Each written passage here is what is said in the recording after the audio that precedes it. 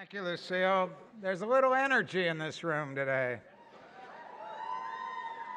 Like Lucille, I welcome you to the commencement exercises for the remarkable University of Hartford class of 2015.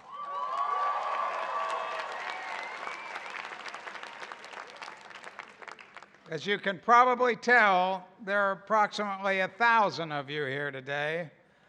All of us, members of the Board of Regents and deans and vice presidents of the university, are seated on the stage, faculty and staff of the university, some behind me, some seated in front of me, and family and friends of the graduates, all of us gathered together to celebrate a major accomplishment in your lives.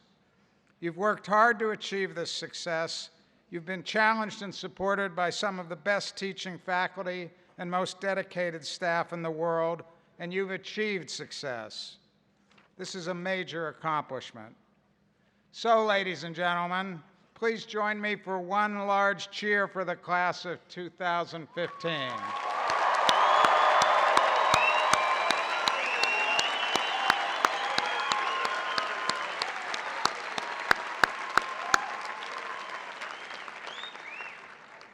Now, may I ask all the members of the class of 2015 to get on your feet and join. Get on your feet. Get on your feet. Come on, you got feet.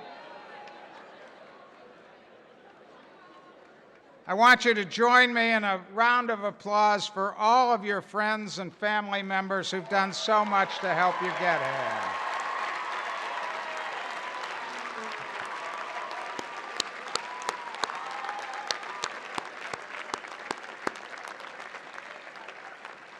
Great, you can be seated now.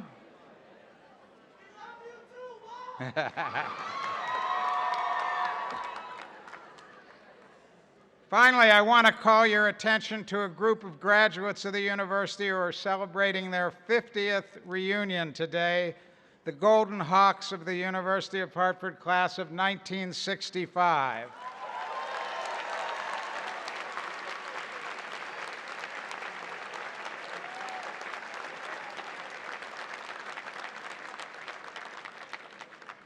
The men and women who are with us today graduated from the university when it was 8 years old. Their commitment to this university was an act of faith in the future.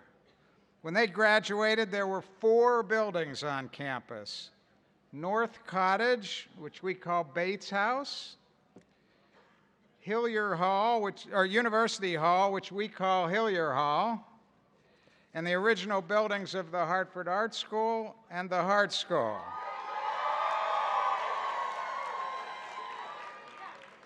Many of these students attended classes in downtown Hartford, on Hudson Street, and elsewhere. One of the members of this class, as you just saw, John Carson, has devoted much of his professional career to serving the university. You'll hear more about him in a few minutes. But every member of this class has achieved great things, and we honor all of you today. Ladies and gentlemen, one more round of applause for the class of 1965.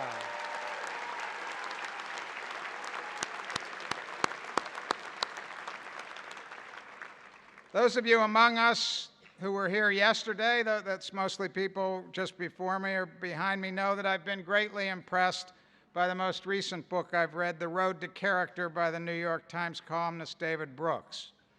In this book, Brooks argues that the most important lessons we learn in life are those that form our heart.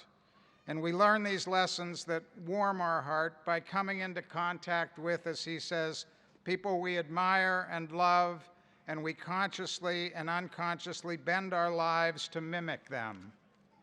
To illustrate this, Brooks quotes an email he received from a veterinarian named Dave Jolly. Here's what it said: "The heart cannot be taught in a classroom intellectually to students mechanically taking notes. Good, wise hearts are obtained through lifetimes of diligent effort to dig deeply within and heal lifetimes of scars. You can't teach it, or email it, or tweet it. It has to be discovered within the depths of one's own heart when a person is finally ready to go looking for it, and not before. The job of the wise person is to swallow the frustration and just go on setting an example of caring and digging and diligence in their own lives. What a wise person teaches is the smallest part of what they give. The totality of their life, of the way they go about it in the smallest details, is what gets transmitted. Never forget that. The message is the person, perfected over lifetimes of effort that was set in motion by yet another wise person, now hidden from the recipient by the dim mists of time. Life is much bigger than we think. Cause and effect intertwined in a vast moral structure that keeps pushing us to do better, become better, even when we dwell in the most painful, confused darkness. Today is certainly not dark. Today we celebrate your academic, artistic, and intellectual accomplishments. But I'm convinced that during your time here, from your friends and fellow classmates, from the university's staff, and most of all from our talented and wise faculty, you have learned some of these lessons of the human heart that will last you a lifetime. I know these character-building moments help define a University of Hartford education. Most importantly, they are just a beginning, an invitation to live a life of purpose, a life spent serving your fellow human beings. I'm so proud of you, members of the class of 2015. I can't wait to watch all the good you do with your lives. Today, we will begin by honoring some of your classmates who have distinguished themselves during their careers here, and then 5 of our faculty members who have inspired you by their wisdom and talent and taught you some valuable lessons of the human heart. We will honor 3 of our alumni, Leonard Epps, who will receive the Distinguished Alumnus Award, and 2 alumni, John Carson and Tom Pera, who have both spent long careers serving generations of University of Hartford students.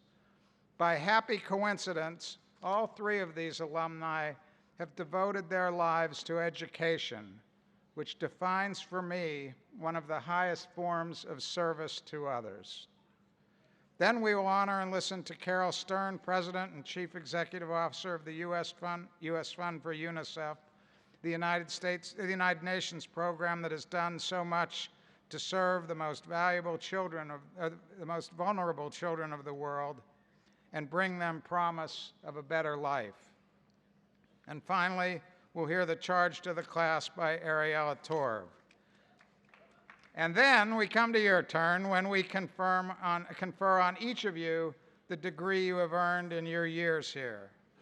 I wish you a lifetime of learning and a lifetime of service to other human beings. Your lives will do credit to the University of Hartford and bring comfort and joy to generations of people around the world.